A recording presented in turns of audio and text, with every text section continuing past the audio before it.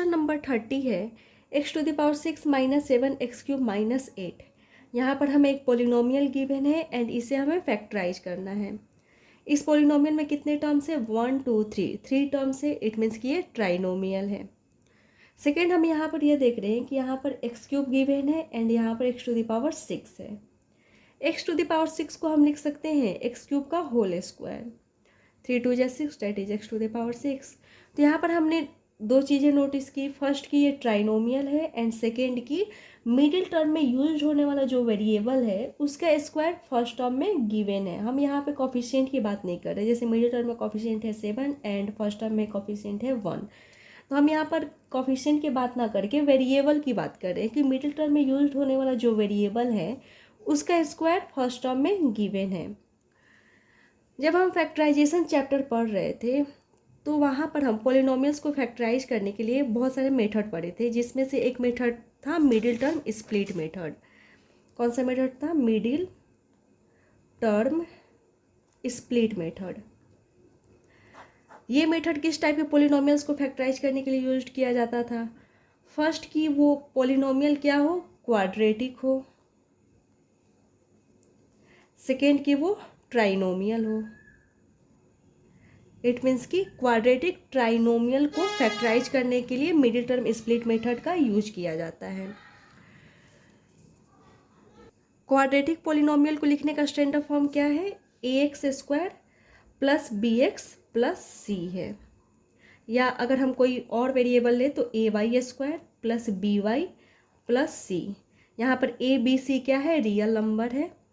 यहाँ पर भी हम ये देखते हैं इस क्वाड्रेटिक पोलिनोमियल में कि जो मिडिल टर्म वाला वेरिएबल है उसका स्क्वायर फर्स्ट टर्म में गिवन है। एंड सिमिलर यहाँ पर भी हमें क्या गिवन है? मिडिल टर्म में यूज होने वाला वेरिएबल का स्क्वायर फर्स्ट टर्म में गिवन है। या अगर कोई हमें पोलिनोमियल गिवन रहता है एक्स का power 4 minus 7 x square minus 8, तो इसे भी हम क्या कैसे रिप्रेजेंट कर सकते हैं? एक्स स्क्वायर का whole square minus 7 x square minus 8। तो यहाँ पर भी हम देख रहे हैं कि मिडिल टर्म में यूज होने वाला जो वेरिएबल है उसका स्क्वायर फर्स्ट टर्म में गिवन है। तो हम ये बाई क्वाड्रेटिक पोलिनोमियल को भी क्वाड्रेटिक की तरह रिप्रेजेंट करके middle term split method apply करके इसे क्या कर सकते हैं? फैक्टराइज कर सकते हैं। सिमिलरली यहाँ पर भी हमें क्वाड्रेटिक पोलिनोमियल तो गिवन नहीं है, बट क्वाड्रेटिक पोलिनोमियल वाले प्रॉपर्टी यहाँ पर अप्लाई हो जा रहा है इस पोलिनोमियल में। तो हम यहाँ पर इस पोलिनोमियल को क्वाड्रेटिकली रिप्रेजेंट कर देंगे। जैसे यहाँ पर हमें ये एक एक्सप्रेशन गिवन था क्या? X to the power 4 minus 7 x square minus 8। And इसे जब हमें फैक्टराइज करना था तो हमने इसे क्वाड्रेटिकली रिप्रेजेंट कर दिया। एक्स स्क्वायर का whole square minus 7 x square minus 8। हमने यहाँ पर इस अलजेब्रिक एक्सप्रेशन को क्वाड्रेटिकली रिप्रेजेंट कर दिया। ये कौन सा पोलिनोमियल है? बाई क्वाड्रेटिक है, बिकॉज इसकी डिग्री 4 है तो ये बाई क्वाड्रेटिक है, बट इसे हमने क्वाड्रेटिकली रिप्रेजेंट कर दिया। तो ये क्वाड्रेटिक पोलिनोमियल की तरह रिप्रेजेंट तो हो गया, बट ये क्वाड्रेटिक नहीं है।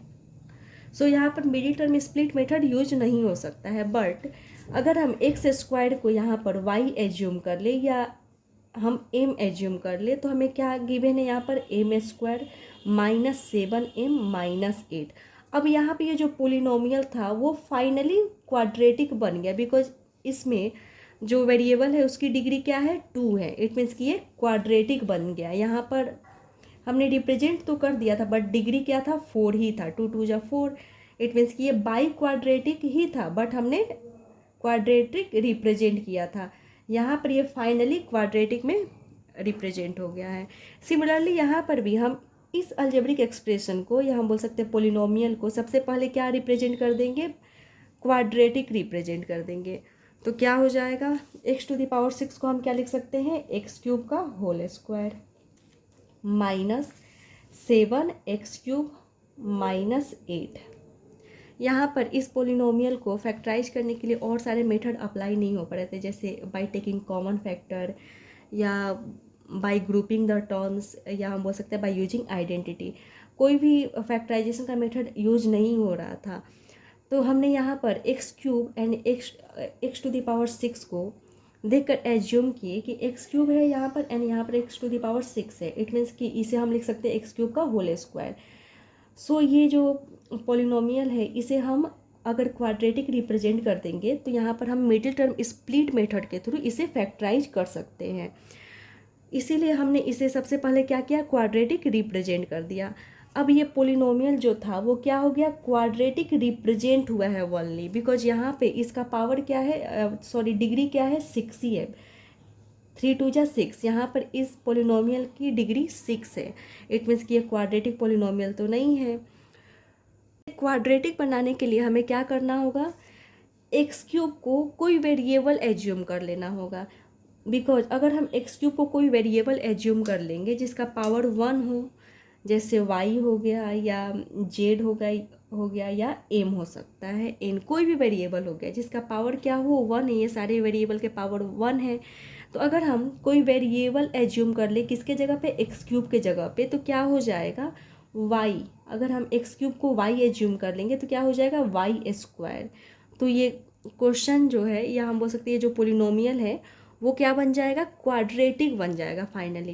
तो यहाँ पर हमने एक्स क्यूब को y एज्यूम कर लेते हैं तो क्या हो जाएगा y, एक्स क्यूब हो गया y एंड यहाँ पर पावर क्या है 2। जहाँ जहाँ एक्स क्यूब है वहाँ पर हम y पुट कर लेते हैं -7, एक्स क्यूब है क्या पुट कर देंगे y -8। अब यहाँ पे ये जो पोलिनोमियल था वो फाइनली क्वाड्रेटिक बन गया। इसका मतलब यहाँ पर हम middle term split method use करके इसे फैक्टराइज कर सकते हैं एंड जो वैल्यू आएगा या जो आंसर आएगा उसमें फिर से हम एक्चुअल वैल्यू को पुट कर देंगे तो क्वेश्चन सॉल्व हो जाएगा। तो यहाँ पर हमने फाइनली क्वाड्रेटिक में रिप्रेजेंट कर दिया एंड ये कब हुआ, जब एक्स क्यूब को हमने y एज्यूम किया। तो यहाँ पर हम लिख लेते हैं कि ये कब हुआ, if x cube equal to y। यहाँ पर मिडिल टर्म मेथड यूज करके इसे फैक्टराइज कर सकते हैं। मिडिल टर्म स्प्लिट मेथड में क्या होता है, जैसे यहाँ पर क्या है y स्क्वायर -7y -8 है, यहाँ पर middle term split method use हो जाएगा। तो मिडिल टर्म स्प्लिट मेथड में क्या होता है कि ये जो मिडिल टर्म वाला नंबर होता है उसे ही हम 2 पार्ट्स में ब्रेक कर देते हैं। यहाँ पर हम 2 पार्ट्स में ब्रेक कर देंगे एंड इन दोनों पार्ट्स को जब हम ऐड करेंगे तो क्या आना चाहिए, मिडिल टर्म वाला नंबर आना चाहिए। इट मीन्स कि -7y आना चाहिए। एंड इन दोनों पार्ट्स को जब हम मल्टीप्लाई करेंगे तो क्या आना चाहिए, first term into last term का प्रोडक्ट आना चाहिए। फर्स्ट टर्म क्या है y स्क्वायर है एंड लास्ट टर्म क्या है -8 है, डेट इज़ -8y स्क्वायर होना चाहिए। तो यहाँ पर -7y को हमें ऐसे 2 पार्ट्स में ब्रेक करने चाहिए जिनको ऐड करें तो क्या आए -7y आए एंड मल्टीप्लाई करें तो -8y स्क्वायर आ जाए। तो वो 2 पार्ट्स क्या हो जाएंगे, तो -7y को हम ब्रेक कर सकते हैं -8y प्लस y के फॉर्म में। -8y प्लस y क्या हो जाएगा, -7y हो जाएगा। ऐड किया तो क्या आ गया, -7y आ गया। एंड जब हम इन दोनों को मल्टीप्लाई करेंगे -8y इंटू वाई क्या आ जाएगा, -8y स्क्वायर हो जाएगा। इट मीन्स कि -7y के 2 पार्ट्स क्या है, -8y एंड y है। तो यहाँ पर हमने -7y को ब्रेक कर दिया -8y प्लस y 2 पार्ट्स में एंड रिमेनिंग टर्म क्या है, -8 है। अब हम क्या करते हैं, 2 टर्म्स की ग्रुपिंग करते हैं। इसमें कितने टर्म्स है, 1 2 3 4 टर्म्स है तो 2 टर्म्स की ग्रुपिंग कर देते हैं बिकॉज हमें कुछ कॉमन फैक्टर मिल सकता है। तो यहाँ पर जब हम इन दोनों टर्म्स की ग्रुपिंग करेंगे तो इन दोनों टर्म में क्या कॉमन है, y कॉमन है तो y हमने कॉमन ले लिया। क्या रिमेनिंग है, y -8 प्लस इन दोनों टर्म में क्या कॉमन है, कुछ भी कॉमन नहीं है। तो जब कुछ भी कॉमन नहीं रहता है तो हम 1 कॉमन ले लेते हैं बिकॉज y को लिख सकते हैं 1 इंटू वाई, -8 को लिख सकते हैं -8 इंटू 1, इसका मतलब इन दोनों में 1 है तो हमने 1 कॉमन ले लिया। क्या रिमेनिंग हो जाएगा, y -8। हमने यहाँ पे 2 टर्म्स की ग्रुपिंग इसलिए किया क्योंकि जब हम उनमें से कॉमन फैक्टर निकालते हैं तो हमें कुछ कॉमन मिल जाता है। जैसे y -8 यहाँ पर भी है, y -8 यहाँ पर भी है, यहाँ से यहाँ तक ये एक टर्म है एंड यहाँ से यहाँ तक ये एक टर्म है because terms are separated by plus या माइनस साइन। तो प्लस या माइनस साइन यहाँ पर आया है तो यहाँ ये एक पार्ट हो जाएगा एंड ये एक पार्ट हो जाएगा, सेपरेट हो जाएगा प्लस साइन से। तो ये एक टर्म है एंड ये एक टर्म है, दोनों टर्म में क्या कॉमन है, y minus eight, y minus eight. तो y माइनस एट हमने कॉमन ले लिया, क्या रिमेनिंग है y प्लस वन। इस पार्ट्स में हमने y माइनस एट तो कॉमन ले लिया, क्या रिमेनिंग हो जाएगा y, एंड इस पार्ट में हमने y माइनस एट कॉमन लिया, रिमेनिंग है वन प्लस वन। अब यहाँ पे ये जो पॉलिनोमियल था वो फैक्टराइज हो गया। जब फैक्टराइज हो गया तो हम इसमें एक्चुअल वैल्यू को पुट कर देते हैं, क्योंकि हमें y के फॉर्म में तो क्वेश्चन गिवन नहीं है, एक्स क्यूब के फॉर्म में गिवन है, या हम बोल सकते हैं एक्स टू द पावर 6 के फॉर्म में गिवन है। तो हम यहाँ पर एक्चुअल वैल्यू पुट कर देते हैं। एक्चुअल वैल्यू क्या है, x cube equal to y, means कि y के इक्वल क्या हो जाएगा, एक्स क्यूब। तो जहाँ जहाँ y है वहाँ पर हम एक्स क्यूब लिख लेते हैं, x cube minus eight into x cube plus one. यहाँ पे ये जो पोलिनोमियल था वो फैक्टराइज हो गया, बिकॉज यहाँ पर फैक्टर्स के प्रोडक्ट के फॉर्म में एक्सप्रेस हो गया ये गिवन पोलिनोमियल। बट यहाँ पर हम देख रहे हैं कि ये दोनों फैक्टर जो हैं ये फिर से फैक्टराइज हो सकते हैं, because x cube minus eight को हम लिख सकते हैं एक्स क्यूब को लिख सकते हैं एक्स का होल क्यूब, माइनस एट को लिख सकते हैं टू का होल क्यूब। तो हमने देखा यहाँ पर कि एक्स क्यूब माइनस एट वाला जो फैक्टर है वो फिर से फैक्टराइज हो सकता है, बिकॉज एक्स क्यूब को हम लिख सकते हैं एक्स का होल क्यूब, माइनस एट को लिख सकते हैं टू का होल क्यूब। इसका मतलब यहाँ पर डिफरेंस ऑफ क्यूब्स वाले आइडेंटिटी को यूज करते हुए इसे हम फैक्टराइज कर सकते हैं। यहाँ हम बोल सकते हैं यहाँ पर ये जो फैक्टर है वो डिफरेंस ऑफ क्यूब आइडेंटिटी पर बेस्ड है, सो ये फिर से फैक्टराइज हो सकता है। सिमिलरली यहाँ पर भी हम देख रहे हैं कि एक्स क्यूब प्लस वन वाला जो फैक्टर है ये भी फिर से फैक्टराइज हो सकता है, बिकॉज ये सम ऑफ क्यूब आइडेंटिटी पर बेस्ड है। एक्स क्यूब को लिख सकते हैं एक्स का होल क्यूब, प्लस वन को लिख सकते हैं वन का होल क्यूब। तो यहाँ पर हम देख रही है जो आइडेंटिटी था वो क्यूब्स के सम वाले जो आइडेंटिटी है उस पर बेस्ड है।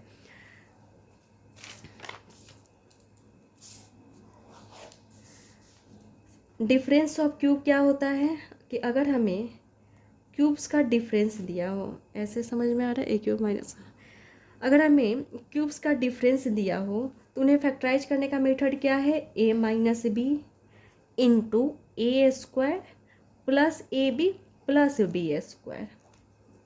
ये क्या है, difference of cube factorisation identity.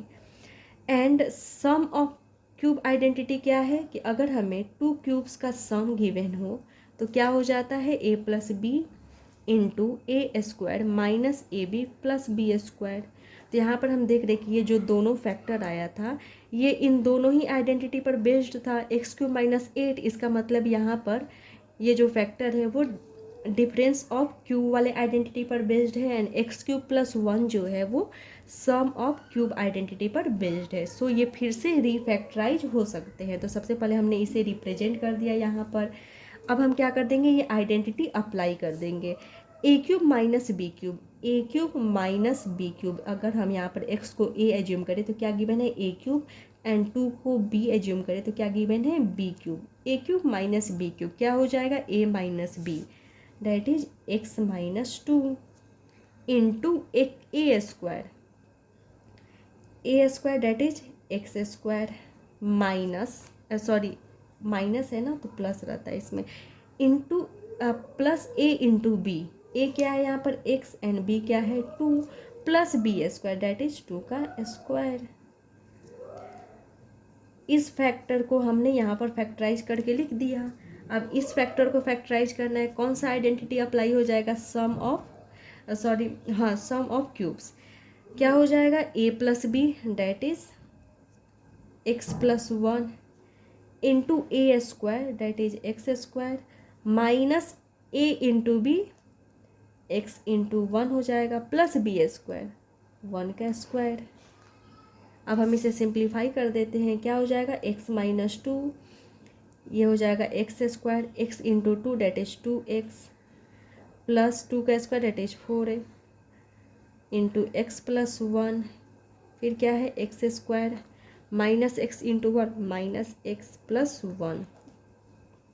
Answer तो यहीं पर आ गया, बिकॉज ये पॉलिनोमियल था वो फाइनली अपने फैक्टर्स के प्रोडक्ट के फॉर्म में एक्सप्रेस हो चुका है। इट मीन्स कि ये फैक्टराइज हो गया है। बट अगर आंसर हम मैच करें तो सबसे पहले x-2 गिवन है एंड देन x+1 गिवन है, फिर क्या गिवन है x² + 2x+4 गिवन है एंड लास्ट में ये गिवन है, मीन्स कि फैक्टर्स इधर उधर है। तो सबसे पहले हम यहाँ पर रीअरेंज कर लेते हैं, क्या हो जाएगा x-2, ये सिर्फ आंसर मैच करने के लिए कर रहे हैं, फिर क्या है x+1, देन क्या है x² + 2x+4, देन क्या है x² - x+,